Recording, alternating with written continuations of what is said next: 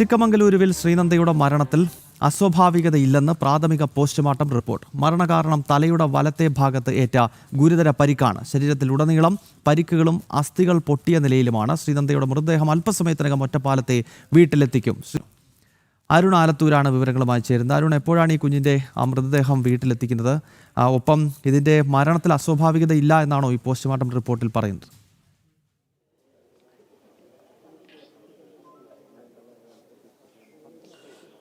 ഗൗതം, അല്പസമയത്തിനകം തന്നെ ശ്രീനന്ദയുടെ മൃതദേഹം പാലക്കാട് കടമ്പഴിപ്പുറത്തെ വസതിയിലേക്ക് എത്തിക്കും. ഇവിടെ ബന്ധുക്കളും നാട്ടുകാരുമൊക്കെ എത്തിയിട്ടുണ്ട്.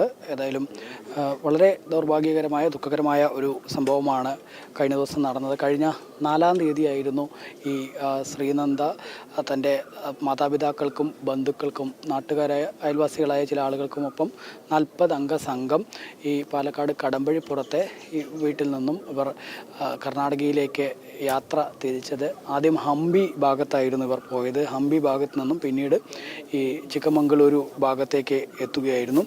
അവിടെ ഈ വ്യൂ പോയിൻറ്റും വെള്ളച്ചാട്ടവും ഒക്കെ കാണുന്നതിന് വേണ്ടിയായിരുന്നു ഇവർ പോയത്. 4-ാം തീയതി യാത്ര പുറപ്പെട്ട് 7-ാം തീയതി വൈകിട്ട് 5:25 ഈ കുട്ടിയെ കാണാതായത്. തുടർന്ന് അന്ന് നാട്ടുകാരുടെയും മറ്റുമൊക്കെ ഭാഗത്ത് നിന്ന് വലിയ രീതിയിലുള്ള തിരച്ചിൽ നടത്തി. ഒടുവിൽ രാത്രി 8:30 കുടുംബം പോലീസിൽ പരാതി നൽകുകയായിരുന്നു. പോലീസും കേരളത്തിൽ നിന്നുള്ള പോലീസ് സംഘം ഉൾപ്പെടെ 100ഓളം സംഘം വ്യാപകമായിട്ട് തിരച്ചിൽ നടത്തി. ഡ്രോൺ ഉൾപ്പെടെ ഉപയോഗിച്ചുകൊണ്ടുള്ള പരിശോധനകളായിരുന്നു നടത്തിയത്. ആ പരിശോധനകൾക്കൊടുവിലാണ് ഇന്നലെ കുട്ടിയുടെ മൃതദേഹം കണ്ടെത്തിയത്. ഏകദേശം 1500 അടി താഴ്ചയിലേക്കാണ് ഈ കുട്ടി വീണത്. ഈ വ്യൂ പോയിന്റിൽ നിന്നും കാഴ്ച കാണാൻ വേണ്ടി പോയപ്പോൾ കാൽ വഴുതി വീണതായിരിക്കാം എന്നുള്ളതാണ് ഇപ്പോൾ ഏറ്റവും പുതുതായിട്ട് ലഭിക്കുന്ന വിവരം. നേരത്തെ ബന്ധുക്കളും മറ്റുമൊക്കെ കുട്ടിയുടെ മരണത്തിൽ ദുരൂഹത ആരോപിച്ചിരുന്നു. പക്ഷേ ഇപ്പോൾ ആ ദുരൂഹത ഇല്ല എന്നുള്ളത് തന്നെയാണ് ബന്ധുക്കളും പറയുന്നത്. അതിൽ ദുരൂഹത ഇല്ല എന്ന തരത്തിലാണ് പോസ്റ്റ്മോർട്ടം റിപ്പോർട്ടിൽ പറയുന്നത്. മരണകാരണം തലയുടെ വലത് ഭാഗത്തേറ്റ ഗുരുതര പരിക്കാണ് എന്നുള്ളതാണ്. പ്രാഥമിക പോസ്റ്റ്മോർട്ടം റിപ്പോർട്ടിലാണ് ഇക്കാര്യം വ്യക്തമാക്കുന്നത്. ശരീരത്തിലുടനീളം പരിക്കുകൾ ഉണ്ട്. പലയിടത്തും അസ്ഥികൾ പൊട്ടിയ നിലയിലാണ്. പരിക്കുകൾ വീഴ്ച മൂലമുണ്ടായതാണ് എന്നുൾപ്പെടെ പറയുന്നു. ഒപ്പം അസ്വാഭാവികത ഇല്ലെന്നും റിപ്പോർട്ടിൽ പറയുന്നുണ്ട്. ഏതായാലും ഇപ്പോൾ ഏതാനും നിമിഷങ്ങൾക്കകം മൃതദേഹം ഈ വസതിയിലേക്ക് എത്തിക്കും. കടമ്പഴിപ്പുറം ഹയർ സെക്കൻഡറി സ്കൂളിലെ 10ാം ക്ലാസ് വിദ്യാർത്ഥിയാണ് ശ്രീനന്ദ. 10ാം ക്ലാസ് പരീക്ഷ എഴുതി റിസൾട്ട് വരുന്നതിന് വേണ്ടി കാത്തിരിക്കുകയായിരുന്നു. അതിനിടെയാണ് ഇവർ ഈ ഒരു യാത്ര പോയത്. ആ യാത്ര പോയി പിന്നീട് അവർക്ക് ഈ അപകടത്തിൽ പെടുകയായിരുന്നു എന്നുള്ളതാണ്. ഏതായാലും ഈ വ്യൂ പോയിൻ്റ് ഭാഗത്തേക്ക് നേരത്തെ കുടുംബം ഉന്നയിച്ച ഒരു ദുരൂഹത എന്ന് പറഞ്ഞിരുന്നത് കുട്ടി ആ മൃതദേഹം കണ്ടെത്തിയ ഭാഗത്തേക്ക് പോകാനുള്ള സാധ്യത വിരളമാണ്, അങ്ങോട്ടേക്ക് പോകാൻ സാധ്യതയില്ല എന്നൊക്കെ തരത്തിലായിരുന്നു കുടുംബം പറഞ്ഞിരുന്നത്. പക്ഷേ പിന്നീട് അതിൽ കൃത്യമായിട്ട് തന്നെ വലിയച്ഛൻ തന്നെ ഇന്ന് രാവിലെ പ്രതികരിക്കുകയുണ്ടായി. അതായത് ഈ കുട്ടിയെ കണ്ട ഭാഗത്ത് പോയിരുന്നു, മൃതദേഹം കിട്ടിയ ഭാഗത്തേക്ക് പോയിരുന്നു. ആ സമയത്ത് ബന്ധുക്കൾ ആദ്യം അവിടെ അപകടകരമായ രീതിയിലാണ് സാഹചര്യം, അങ്ങോട്ട് പോകരുത് എന്ന് പറഞ്ഞ് തിരിച്ചയച്ചു. അങ്ങനെ കുട്ടി അവിടെ നിന്നും തിരിച്ചു പോയി. പക്ഷെ പിന്നീട് വീണ്ടും ഈ രക്ഷിതാക്കളുടെയോ ബന്ധുക്കളുടെയോ കണ്ണ് വെട്ടിച്ചുകൊണ്ട് വീണ്ടും അവിടെ പോയതാവാം. ചിലപ്പോൾ ഈ കമ്പിവേലി, സുരക്ഷാ വേലി ഉണ്ടായിരുന്നു അവിടെ, ആ സുരക്ഷാ വേലിയിൽ നിന്നും താഴേക്ക് വീണതായിരിക്കാം. അതല്ലെങ്കിൽ സുരക്ഷാ വേലിയുടെ താഴത്തേക്ക് ഇറങ്ങി ഏതെങ്കിലും തരത്തിൽ ഫോട്ടോ എടുക്കുന്നതിനോ അല്ലെങ്കിൽ താഴെ ഇറങ്ങി കാഴ്ച കാണുന്നതിനോ ശ്രമിച്ചപ്പോൾ അപകടത്തിൽ പെട്ടതായിരിക്കാനുള്ള സാധ്യതയുമുണ്ട് എന്നുള്ളത് തന്നെയാണ്. ഏതായാലും ദുരൂഹത എന്നുള്ള ആരോപണങ്ങൾ ഇപ്പോൾ ബന്ധുക്കൾ ഉൾപ്പെടെ ഉന്നയിക്കുന്നില്ല. ഇതൊരു അപകട മരണം തന്നെയാണ് എന്നുള്ളതാണ്. അതേസമയം തന്നെ ഈ നാടിനെ ആകെ കണ്ണീരിലാഴ്ത്തി മാറ്റിയിരിക്കുകയാണ് ശ്രീനന്ദയുടെ മരണം. കാരണം പഠിക്കാൻ വളരെ മിടുക്കിയായ ഒരു പെൺകുട്ടിയായിരുന്നു. അത്തരത്തിൽ ആ മിടുക്കിയായ പെൺകുട്ടി 10ാം ക്ലാസ് പരീക്ഷ എഴുതി അതിൻ്റെ ഫലം കാത്തിരിക്കുമ്പോൾ ഇത്തരത്തിൽ ഈ ഒരു അപകടം സംഭവിച്ചത് ഈ നാടിനെ ഒന്നാകെ വലിയ രീതിയിൽ ദുഃഖത്തിലാഴ്ത്തിയിരിക്കുകയാണ്. ഇപ്പോൾ ഈ വസതി ഭാഗത്ത് ഒരുപാട് നാട്ടുകാരും മറ്റുമൊക്കെ ഇവിടെ എത്തിയിട്ടുണ്ട്. അവരൊക്കെ ആ കുഞ്ഞിനെ ഒരു നോക്ക് കാണുന്നതിന് വേണ്ടി കുഞ്ഞിൻ്റെ മൃതദേഹം ഇവിടെ എത്തിച്ച പൊതുദർശനമുണ്ടാവും. പൊതുദർശന സമയത്ത് അന്തിമോപചാരം അർപ്പിക്കാൻ വേണ്ടിയൊക്കെ ഒരുപാട് നാട്ടുകാരും മറ്റുമൊക്കെ ഇവിടെ എത്തിയിട്ടുണ്ട്. നേരത്തെ പാലക്കാട് BJP നേതാവായ മേജർ രവി, അതുപോലെ തന്നെ ഒറ്റപ്പാലത്തെ MLA പ്രേംകുമാർ, PK ശശി തുടങ്ങിയ ആളുകളൊക്കെ ഏതാനും നിമിഷം മുൻപ് ഈ ഒരു കുഞ്ഞിൻ്റെ വിയോഗ വാർത്ത അറിഞ്ഞ് ഈ കടമ്പഴിപ്പുറത്തെ വസതിയിലേക്ക് എത്തിയിരുന്നു. ഏതായാലും മൃതദേഹം ഏതാനും നിമിഷങ്ങൾക്കകം തന്നെ ഈ കടമ്പഴിപ്പുറത്തെ വസതിയിലേക്ക് എത്തിക്കുമെന്നാണ് അറിയാൻ കഴിയുന്നത്. കടമ്പഴിപ്പുറത്തെ വസതിയിൽ പൊതുദർശനം ഉണ്ടാവും. ആ പൊതുദർശനത്തിന് ശേഷം തിരുവില്ലാമലയിലെ ഐവർ മഠത്തിലായിരിക്കും സംസ്കാര ചടങ്ങുകൾ നടക്കുക എന്നുള്ളതാണ് ബന്ധുക്കൾ അറിയിച്ചിരിക്കുന്നത്. ഓക്കെ അരുൺ, എന്തായാലും കേരളത്തെ മുഴുവൻ ദുഃഖത്തിലാഴ്ത്തിയ ഒരു സംഭവമാണ്. ചിക്കമംഗലൂരിലെ ശ്രീനന്ദയുടെ മരണത്തിൽ അസ്വാഭാവികതയില്ല എന്നാണ് പോസ്റ്റ്മോർട്ടം റിപ്പോർട്ട് വ്യക്തമാക്കുന്നത്. വലിയ താഴ്ചയിലേക്ക് വീഴുകയും തലയ്ക്കുൾപ്പെടെ പൊട്ടലേൽക്കുകയും ചെയ്തു. അതാണ് മരണകാരണം. കുടുംബവും അസ്വാഭാവികതയില്ല എന്ന് വ്യക്തമാക്കുന്നു. അല്പസമയത്തിനകം തന്നെ ഈ കുഞ്ഞിൻ്റെ ഭൗതികദേഹം ഒറ്റപ്പാലത്തെ വീട്ടിലേക്ക് എത്തിക്കും. ആ വീട്ടിൽ നിന്നാണ് അരുൺ ആലത്തൂർ വിവരങ്ങളുമായി ചേർന്നത്. ഒരു ചെറിയ ഇടവേള കൂടി.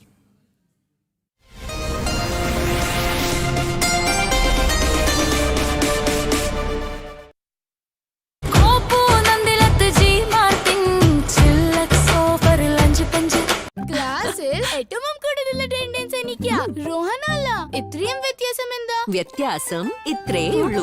ഇത്തിരി ഡെറ്റോൾ ഇവിടെ, ഇത്തിരി ഇവിടെ, ഇവിടെ ഇത്തിരി ഇവിടെ. അതുകൊണ്ടാണ് നിനക്ക് രോഗം വരാത്തതും സ്കൂൾ മിസ്സാവാത്തതും. ഇത്തിരി കൊണ്ട് ഇത്രയും വ്യത്യാസം വരുമെന്ന്. ഡെറ്റോൾ ഉപയോഗിക്കുന്നിടത്ത് ആളുകൾ രോഗബാധിതരാകുന്നത് കുറവാണ്. ഇന്ത്യൻ മെഡിക്കൽ അസോസിയേഷൻ മുഖേന ശുപാർശ ചെയ്തത്. അമേരിക്കൻ സ്റ്റാൻഡേർഡ്സിൽ IBISൽ പഠിക്കാം. വെറും ഒരു ജോലിയല്ല, നല്ലൊരു കരിയർ ആണ് ലക്ഷ്യമെങ്കിൽ പഠിക്കൂ IBISലൂടെ. IBIS Academy of Higher Education. ഞങ്ങളെ ഇംപ്രസ് ചെയ്യാൻ ബാത്റൂം ഇപ്പോൾ വൃത്തിയാക്കിയതല്ലേ? രാവിലെ 9 മണിക്കാ ചെയ്തേ. എന്നിട്ട് ഇപ്പോഴും സുഗന്ധമോ? Not possible. പുതിയ Thick Lysol Fresh and Clean Bathroom Cleaner തരും 10 മടങ്ങ് വൃത്തിയും 12 മണിക്കൂർ വരെ സുഗന്ധവും. പുതിയ Lysol Fresh and Clean Bathroom Cleaner. Vishu കൈനീട്ടം കിട്ടിയോ? ഒന്നാം സമ്മാനം 10 ലക്ഷം രൂപ ഒരാൾക്ക്. രണ്ടാം സമ്മാനം 5 ലക്ഷം രൂപ ഒരാൾക്ക്. മൂന്നാം സമ്മാനം 1 ലക്ഷം രൂപ വീതം 10 പേർക്ക്. കൂടാതെ 20 ലക്ഷം രൂപ വില വരുന്ന നിരവധി സമ്മാനങ്ങൾ നറുക്കെടുപ്പിലൂടെ സ്വന്തമാക്കാം. മൈജി വിഷു ഓഫർ മെയ് 31 വരെ എല്ലാ മൈജി ഫ്യൂച്ചർ ഷോറൂമുകളിലും.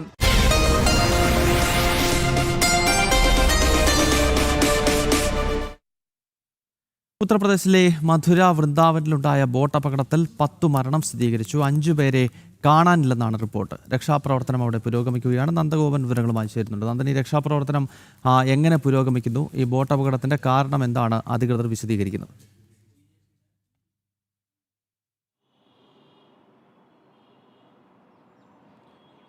ഗൗതം, ഇന്നലെ വൈകുന്നേരമായിരുന്നു ശക്തമായ കാറ്റിൽ വിനോദസഞ്ചാരികൾ ഉണ്ടായിരുന്ന ബോട്ട് പോണ്ടൂൺ പാലത്തിലിടിച്ച് ഈ ബോട്ട് മറിയുകയും അപകടമുണ്ടാകുകയും ചെയ്തത്.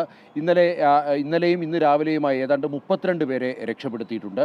10 പേരുടെ മരണം സ്ഥിരീകരിച്ചിട്ടുണ്ട്. എന്നാൽ ഏതാണ്ട് 5 പേരെ കാണാനില്ല എന്നുള്ള വിവരങ്ങളുടെ അടിസ്ഥാനത്തിൽ ഇപ്പോഴും ഏതാണ്ട് യമുനാ നദിയിൽ ഈ വൃന്ദാവന് സമീപമായി 14 കിലോമീറ്റർ ചുറ്റളവിൽ ഇപ്പോഴും സെർച്ച് ഓപ്പറേഷൻ തുടരുകയാണ്. NDRF ഉണ്ട്, SDRF ഉണ്ട്, ഫയർഫോഴ്സ് ഉണ്ട്, ഒപ്പം തന്നെ റൂറൽ പോലീസിൻ്റെ നേതൃത്വത്തിലുള്ള പോലീസ് സംഘമുണ്ട്.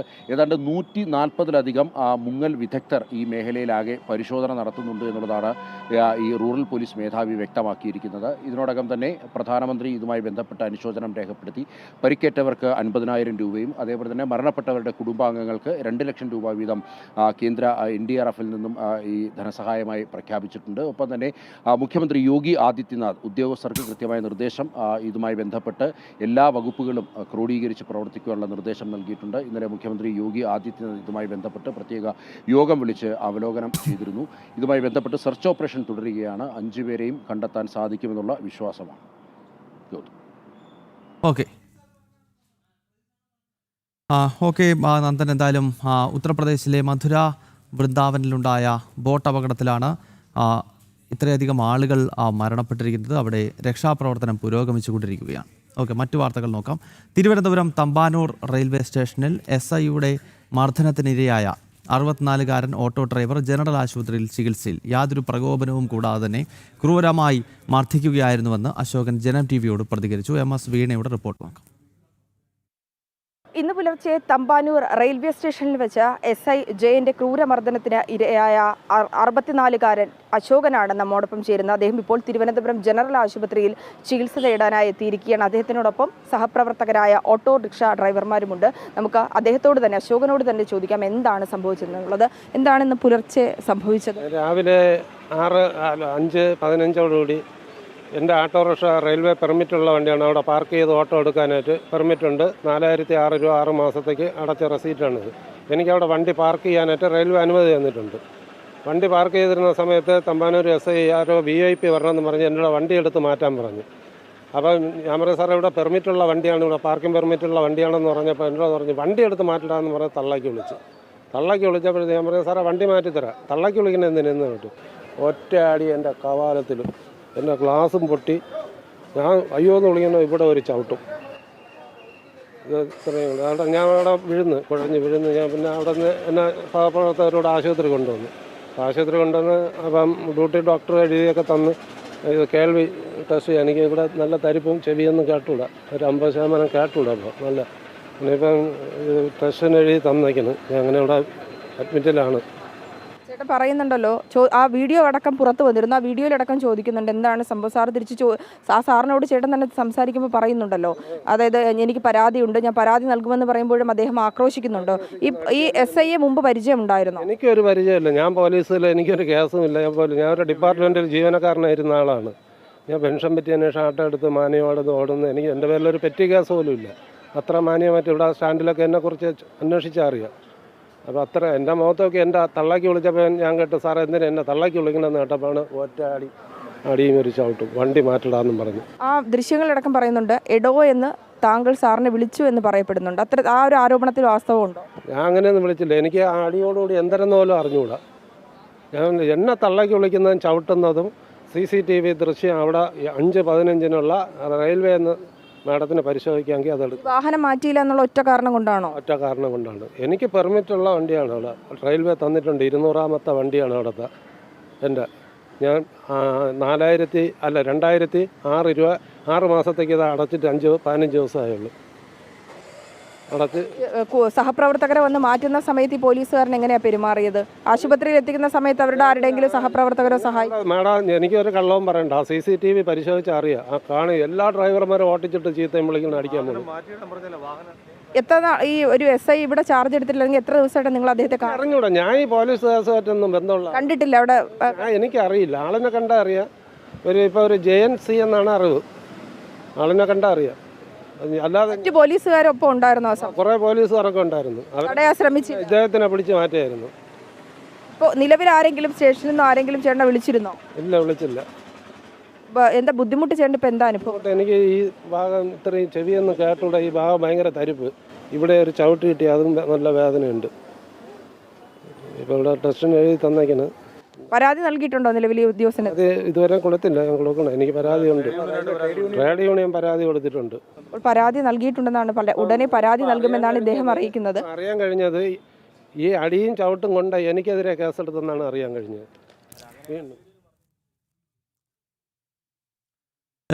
നേരെ നമുക്ക് ഒറ്റപ്പാലത്തേക്കൊന്ന് പോകാം. ചിക്കമംഗലൂരുവിൽ മരണപ്പെട്ട ശ്രീനന്ദയുടെ ഭൗതികദേഹം ഇപ്പോൾ വീട്ടിൽ എത്തിച്ചിരിക്കുന്നതിൻ്റെ ദൃശ്യങ്ങളാണ് പ്രിയപ്പെട്ട പ്രേക്ഷകർ കാണുന്നത്.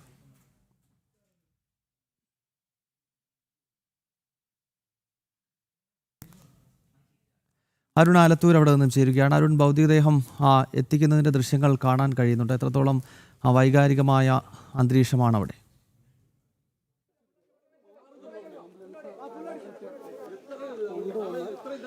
ഗൗതം, ഏറെ വൈകാരികമായിട്ടുള്ള നിമിഷങ്ങളാണ് പാലക്കാട് കടമ്പഴിപ്പുറത്ത് 10ാം ക്ലാസ്സുകാരിയായ 15 വയസ്സ് മാത്രം പ്രായമുള്ള ശ്രീനന്ദയുടെ ഭൗതിക ശരീരം ഇപ്പോൾ കടമ്പഴിപ്പുറത്തെ വസതിയിലേക്ക് എത്തിക്കുന്ന ദൃശ്യങ്ങളാണ് നമ്മൾ കാണുന്നത്.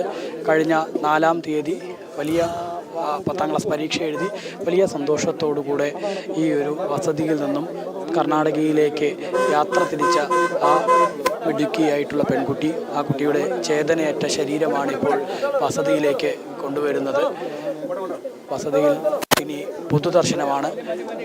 ഏകദേശം 1 മണിക്കൂറോളം നേരം പൊതുദർശനം ഈ വസതിയിൽ ഉണ്ടാവുമെന്നുള്ളതാണ് അറിയാൻ സാധിക്കുന്നത്. നാട്ടുകാരും ബന്ധുക്കളും ഉറ്റവരും ഉടയവരും ഒക്കെ ഇവിടെ എത്തിയിട്ടുണ്ട്. എല്ലാവരും വലിയ വേദനയോടുകൂടെയാണ് ആ ഒരു പെൺകുട്ടിയുടെ വിയോഗ വാർത്ത അവർ കാണുന്നത്.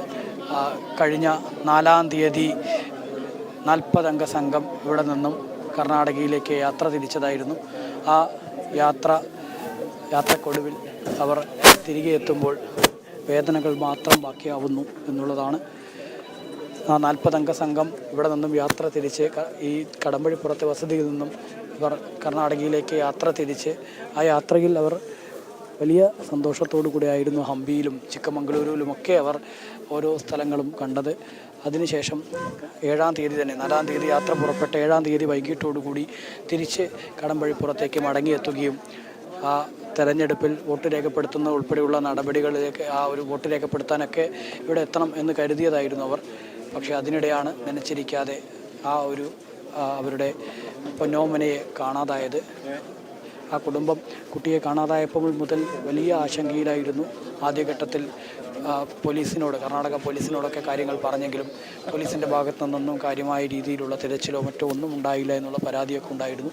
പിന്നീട് കേരളത്തിലെ മാധ്യമങ്ങൾ ഉൾപ്പെടെ വാർത്ത നൽകി വലിയ രീതിയിലുള്ള ശ്രദ്ധ ഈ തിരച്ചിലിന് വേണ്ടി ലഭിച്ചു. കർണാടക പോലീസിന് പുറമെ കേരള പോലീസ് ഉൾപ്പെടെ 100 അംഗ സംഘം വ്യാപകമായിട്ടുള്ള തിരച്ചിലായിരുന്നു നടത്തിയിരുന്നത്.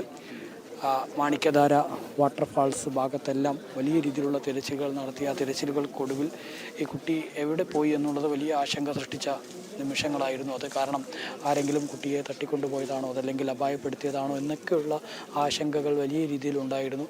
പക്ഷേ ഒടുവിൽ അതൊരു അപകടം തന്നെയാണ്. ആ കുട്ടി അവിടെ മാണിക്യധാര വാട്ടർഫാൾസിൻ്റെ ഭാഗത്ത് കാഴ്ചകൾ കാണാൻ പോയ സമയത്ത് അപകടത്തിൽ അവർക്ക് കാൽ വഴുതിയോ മറ്റോ കൊക്കയിലേക്ക് വീണതാണെന്നുൾപ്പെടെയുള്ള തരത്തിലാണ് പിന്നീട് വന്ന പോസ്റ്റ്മോർട്ടം റിപ്പോർട്ടിൽ ഉൾപ്പെടെയുള്ള വിവരങ്ങൾ. പോസ്റ്റ്മോർട്ടം റിപ്പോർട്ടിൻ്റെ ആ പ്രാഥമിക വിവരങ്ങൾ പുറത്തു വന്നപ്പോൾ തന്നെ അതിൽ അപകട കാരണം അത് ഒരു അസ്വാഭാവികതയില്ല എന്നുള്ളത് വ്യക്തമാവുകയായിരുന്നു. തലയുടെ വലത് ഭാഗത്തേറ്റ ഗുരുതര പരിക്കാണ് മരണകാരണം എന്നുള്ളതായിരുന്നു പോസ്റ്റ്മോർട്ടം റിപ്പോർട്ടിൽ ഉണ്ടായിരുന്നത്. ശരീരത്തിലുടനീളം പരിക്കുകളുണ്ടെന്നും പലയിടത്തും അസ്ഥികൾ പൊട്ടിയ നിലയിലാണെന്നും പരിക്കുകൾ വീഴ്ച മൂലമാണെന്നും ഉൾപ്പെടെ ഈ പോസ്റ്റ്മോർട്ടം റിപ്പോർട്ടിലുണ്ടായിരുന്നു. ഏതായാലും ആ പോസ്റ്റ്മോർട്ടം റിപ്പോർട്ടിൽ പറയുന്നതനുസരിച്ചാണെങ്കിൽ ആ കുഞ്ഞിൻ്റെ എങ്ങനെയാണ് അവിടെ, അതായത് നേരത്തെ രക്ഷിതാക്കൾ ഈ അപകടം സംഭവിച്ച സ്ഥലത്തേക്ക് പെൺകുട്ടി പോയപ്പോൾ അവിടെ നിൽക്കരുത്, അപകടമാണ്, അവിടെ നിന്നും മാറാൻ പറഞ്ഞിരുന്നു. പക്ഷേ കുട്ടി പിന്നീട് വീണ്ടും രക്ഷിതാക്കളുടെ കണ്ണു വെട്ടിച്ച് ആ ഭാഗത്തേക്ക് തന്നെ പോയതായിരിക്കണം അപകടത്തിലേക്ക് വഴിവെച്ചത് എന്നുള്ളതാണ് ഇപ്പോൾ മനസ്സിലാക്കാൻ സാധിക്കുന്നത്. ഏതായാലും സുരക്ഷാ വേലിയും മറ്റുമൊക്കെ ഉണ്ടായിരുന്നെങ്കിൽ പോലും കാല് വഴുതിയോ മറ്റോ വീണതായിരിക്കണം. അതല്ലെങ്കിൽ ആ സുരക്ഷാ വേലി ഭേദിച്ച് താഴേക്ക് ഇറങ്ങുന്നതിന് വേണ്ടി കുട്ടി ശ്രമിച്ചിരുന്നു എന്നുള്ളതും ഒരു അവ്യക്തതയുണ്ട്. പക്ഷേ ആ സമയത്ത് കുട്ടി വീണതായിട്ടോ മറ്റോ ആരും കണ്ടില്ല. കാരണം ഈ മാണിക്യധാര വാട്ടർഫാൾസിൻ്റെ ഈ പ്രദേശം എന്നത് അതിൻ്റെ ഭൂപ്രകൃതി എന്നുള്ളത് ചെങ്കുത്തായ മലയാണ്. ചെങ്കുത്തായ മലയുടെ വിവിധ ഭാഗങ്ങളാണ്. ആ മലയുടെ മുകളിൽ നിന്നും താഴേക്ക് നോക്കുമ്പോൾ വളരെ അതിമനോഹരമായ കാഴ്ചകൾ കാണാൻ സാധിക്കുമെന്നുള്ളതാണ്. ഈ 40 അംഗ സംഘവും സമാനമായ രീതിയിൽ അവിടുത്തെ ഓരോ മനോഹരമായ കാഴ്ചകളൊക്കെ ഇങ്ങനെ കണ്ട് അവർ മുന്നോട്ട് നീങ്ങുകയായിരുന്നു. വൈകുന്നേരം ആകുമ്പോഴേക്കും കാഴ്ചകളൊക്കെ കണ്ട് അവിടെ നിന്നും തിരിച്ച് നാട്ടിലേക്ക് പുറപ്പെടുക എന്നുള്ളതായിരുന്നു അവരുടെ ഉദ്ദേശം. പക്ഷേ അതിനിടയ്ക്കാണ് ഇത്തരത്തിൽ കുട്ടിയെ കാണാതാവുന്നത്. 5:25 അതായത് 7-ാം തീയതി വൈകിട്ട് 5:25 തന്നെ ശ്രീനന്ദയെ കാണാതായി.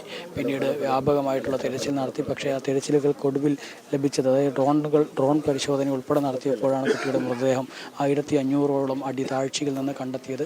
ഏതായാലും വളരെ സന്തോഷത്തോടുകൂടി ഈ ഒരു വിനോദയാത്ര പുറപ്പെട്ട സംഘം അവർ ഏറെ വേദനയോടെയാണ് തിരികെ എത്തിയിരിക്കുന്നത്.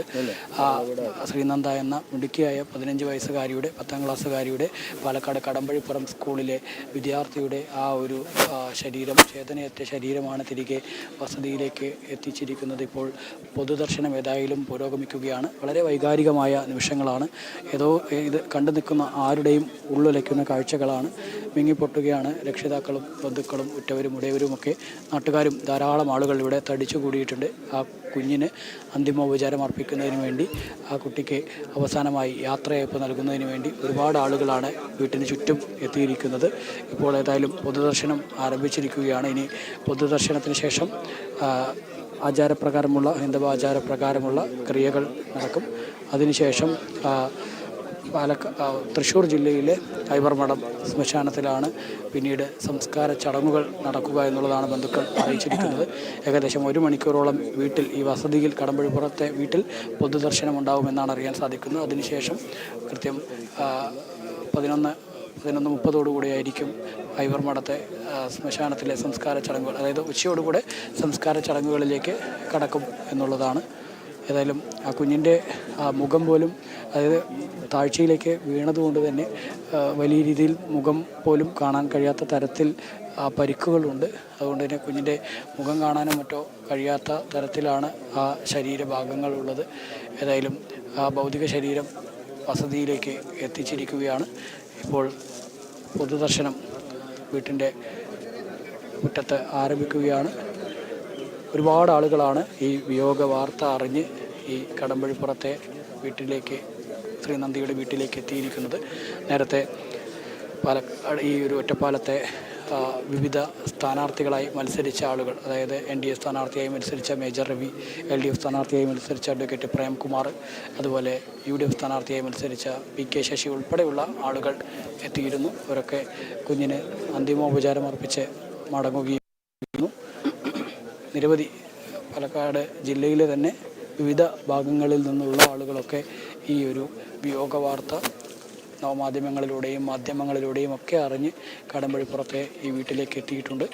ഇപ്പോൾ വീടിനകത്തേക്ക് ഭൗതിക ശരീരം കൊണ്ടുപോയിട്ട് ഏതാനും നിമിഷങ്ങൾക്കകം വീട്ടുമുറ്റത്തേക്ക് എത്തിക്കും. അവിടെ എല്ലാ ആളുകൾക്കും കുഞ്ഞിനെ കാണുന്നതിന് വേണ്ടി, അന്തിമോപചാരം അർപ്പിക്കുന്നതിന് വേണ്ടിയൊക്കെയുള്ള കാര്യങ്ങൾ ഒരുക്കിയിട്ടുണ്ട്. അതിനുശേഷമായിരിക്കും ഈ ഒരു ഭൗതിക ശരീരം സംസ്കാര ചടങ്ങുകൾക്കായിട്ട് തിരുവില്ലാമലയിലെ ഐവർമഠത്തേക്ക് കൊണ്ടുപോവുക എന്നുള്ളതാണ്. ഏതായാലും വളരെ വൈകാരികമായിട്ടുള്ള നിമിഷങ്ങളാണ്.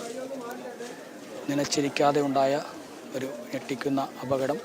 കേരള ജനത ഒന്നാകെ ഈ ഒരു കുഞ്ഞിൻ്റെ തിരിച്ചുവരവിന് വേണ്ടി പ്രാർത്ഥിച്ചിരുന്നു എന്നുള്ളതാണ് വാസ്തവം. കേരളം ഒന്നാകെ ആ കുട്ടിയെ ഒന്ന് കണ്ടെത്തണമേ എന്ന് ആഗ്രഹിച്ചിരുന്നു. കാരണം നമുക്കറിയാം, കേരളം തെരഞ്ഞെടുപ്പ് ആവേശത്തിലായിരുന്ന സമയത്ത് മുതൽ കുട്ടിയെ കാണാനില്ല എന്നുള്ള വാർത്തകൾ പുറത്തു വന്നിരുന്നു.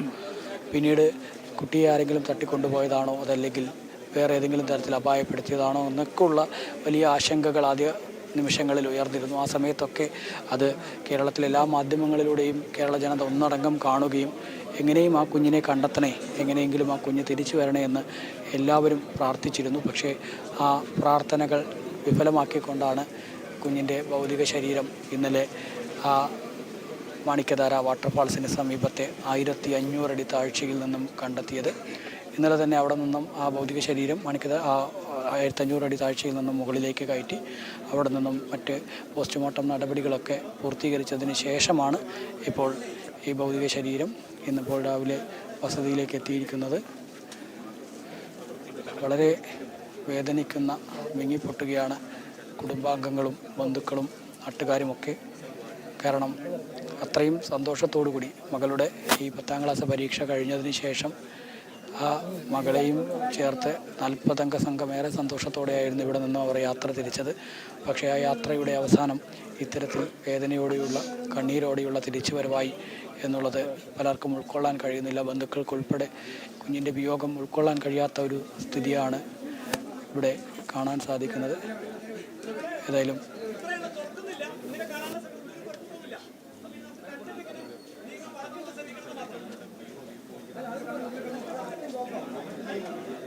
നാടിന് മുഴുവൻ കണ്ണീരാഴ്ത്തിക്കൊണ്ടാണ് ഈ ദൃശ്യങ്ങൾ. ഒരു പക്ഷേ ഒരിറ്റ് കണ്ണീര് പൊഴിക്കാതെ നമുക്കും കണ്ടിരിക്കാൻ സാധിക്കുകയില്ല. പഠനത്തിലും പ്രവൃത്തി പരിചയമേളയിലും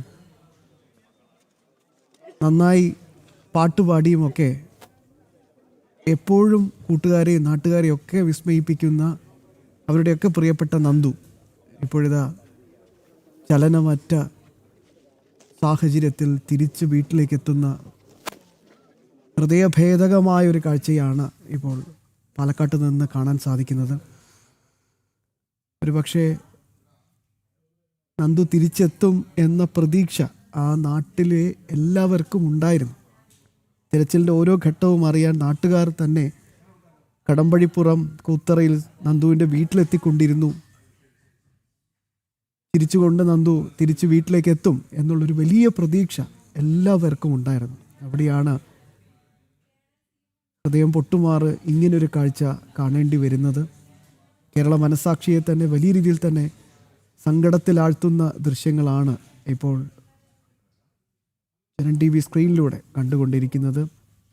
10ാം ക്ലാസ് പരീക്ഷയൊക്കെ എഴുതി നല്ല മാർക്ക് നേടുന്ന ഒരു മികച്ച വിദ്യാർത്ഥിനി. അങ്ങനെയാണ് ശ്രീനന്ദയുടെ അധ്യാപകർക്കും പറയാനുള്ളത്.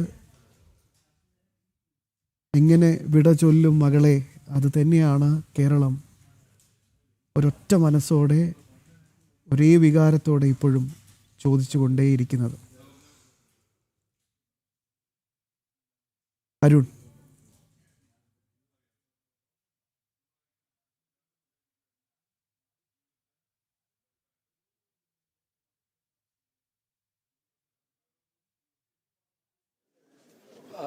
ബന്ധുക്കളും നാട്ടുകാരും മറ്റുമൊക്കെ യാത്രയയപ്പ് നൽകുകയാണ്. ഇപ്പോൾ വീട്ടിൻ്റെ ബന്ധുക്കൾക്കും മറ്റുമൊക്കെ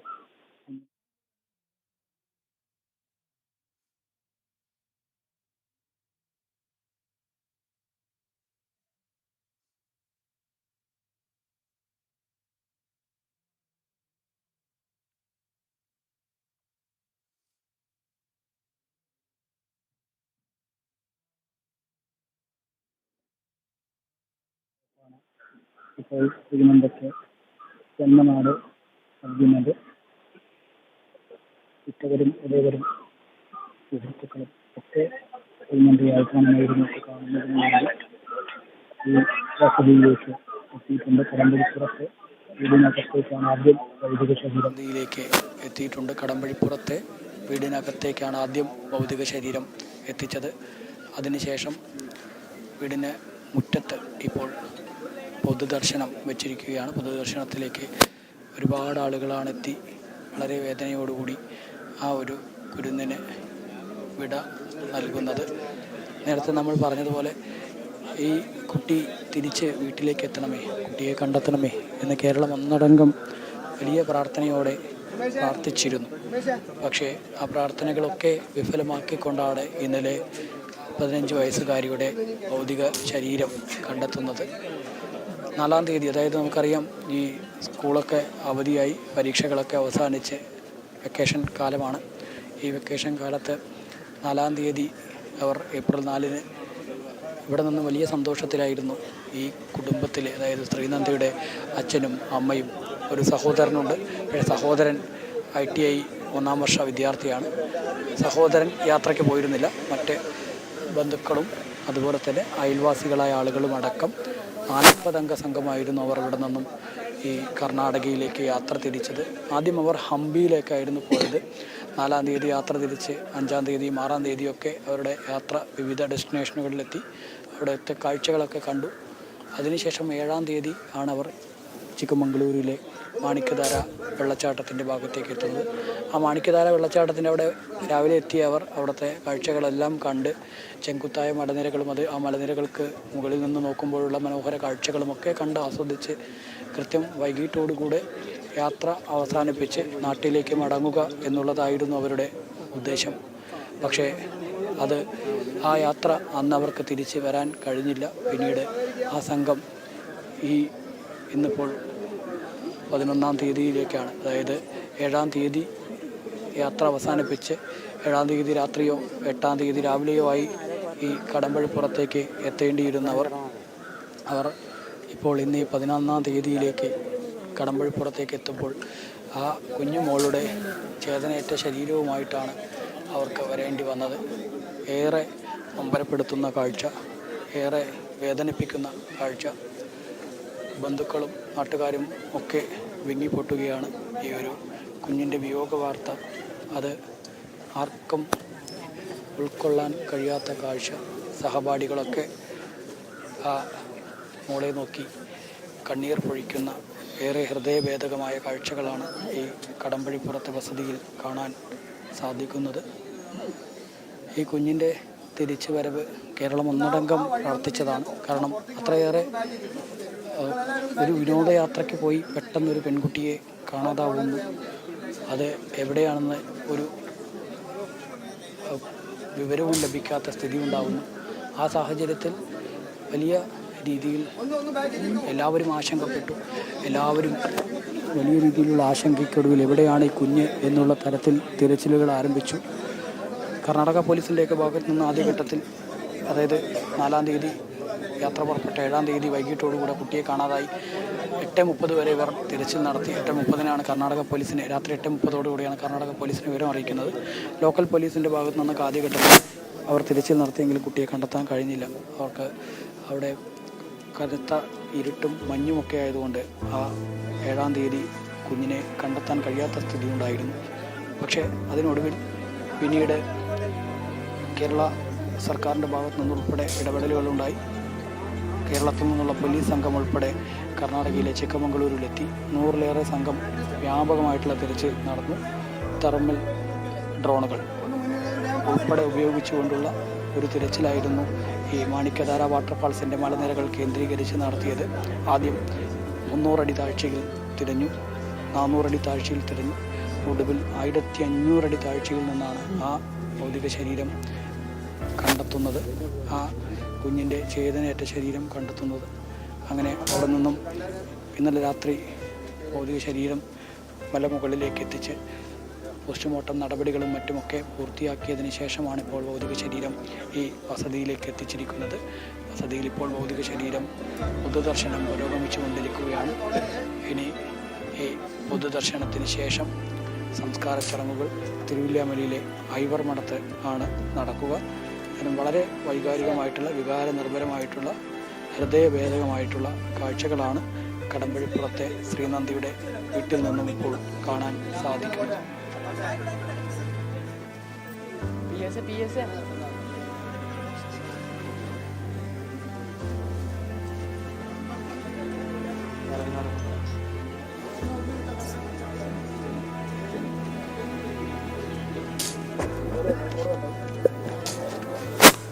കർണാടകയിലെ ചിക്കമംഗളൂരിൽ ആണ് ശ്രീനന്ദയ്ക്ക് ജീവൻ നഷ്ടമാകുന്നത്.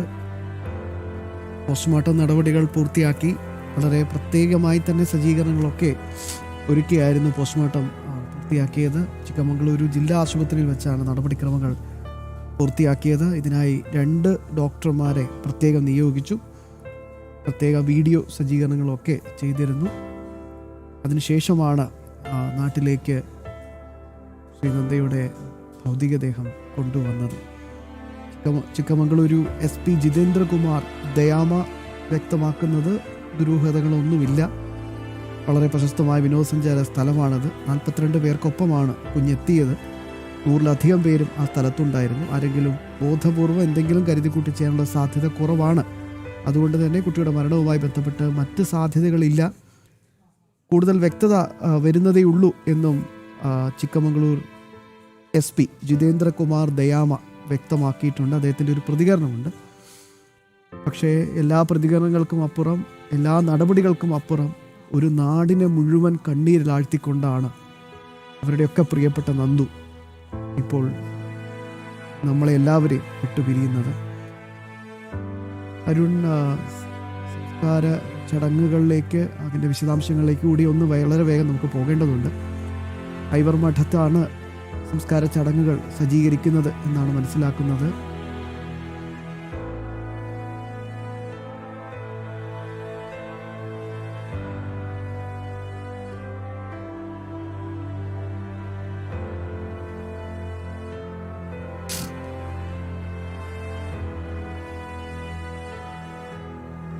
ലഭിക്കുന്ന വിവരം ഹൈന്ദവാചാര പ്രകാരമുള്ള ചടങ്ങുകളാണ് ഐവർ മഠത്ത് നടക്കുക.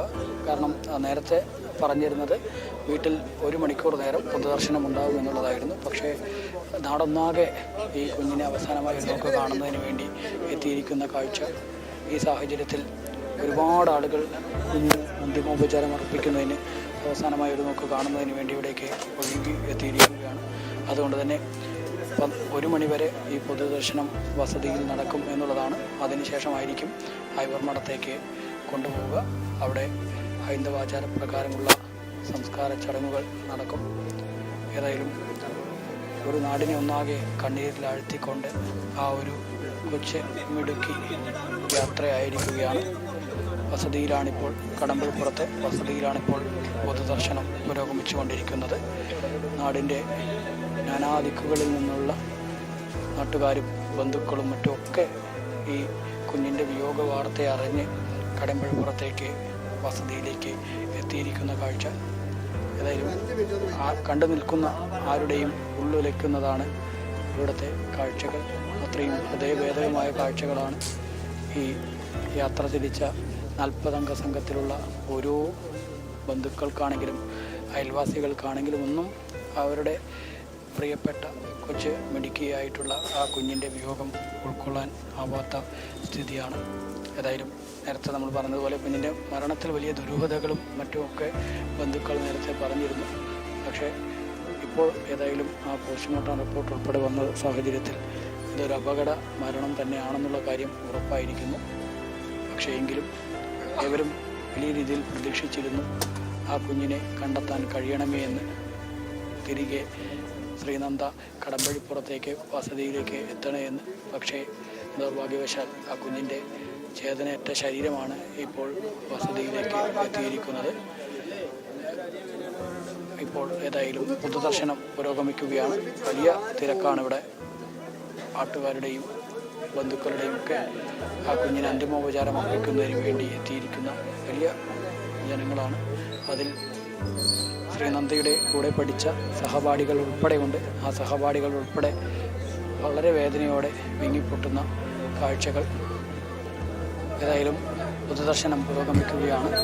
1 മണിവരെ വസതിയിൽ ഈ പൊതുദർശനം ഉണ്ടായിരിക്കും. അതിനുശേഷമായിരിക്കും ഐവർ മഠത്ത് സംസ്കാര ചടങ്ങുകൾ നടക്കുക.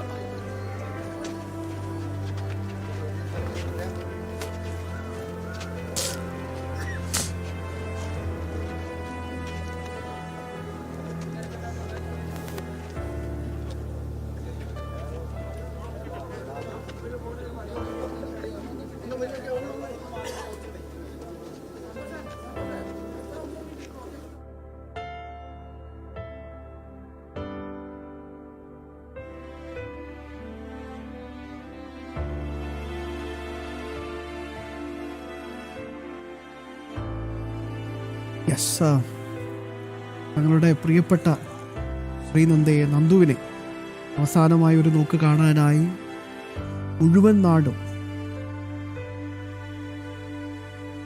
കടമ്പഴിപ്പുറം ഉത്തറയിലെ ശ്രീനന്ദയുടെ വീട്ടിലേക്ക് ഒഴുകിയെത്തുന്ന കാഴ്ചയാണ് ഇപ്പോൾ കണ്ടുകൊണ്ടിരിക്കുന്നത്.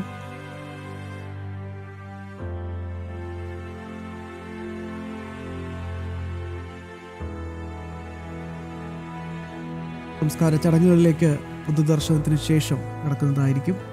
നിലവിൽ ദുരൂഹതകളൊന്നുമില്ല എന്നാണ് ചിക്കമംഗളൂർ SP ഔദ്യോഗികമായി തന്നെ വ്യക്തമാക്കിയത്. പോസ്റ്റ്മോർട്ടം റിപ്പോർട്ടും പുറത്തു വന്നു. എന്നാൽ കൂടുതൽ വ്യക്തതകളിലേക്ക് പോകേണ്ടതുണ്ട്. അതുമായി ബന്ധപ്പെട്ട ചില അന്വേഷണങ്ങൾ ഒരു പക്ഷേ നടത്താനുള്ള സാധ്യതയും ചിക്കമംഗളൂർ SP തുറന്നു പറയുന്നുണ്ട്. എന്തായാലും എല്ലാറ്റിനുപരി വലിയൊരു നഷ്ടമാണ് നാടിന് സംഭവിച്ചിരിക്കുന്നത്. സഹപാഠികളും നാട്ടുകാരുമൊക്കെ നന്ദുവിനെ കാണാൻ, അവസാനമായൊരു നോക്ക് കാണാൻ ഒഴുകിയെത്തുകയാണ് വീട്ടിലേക്ക്.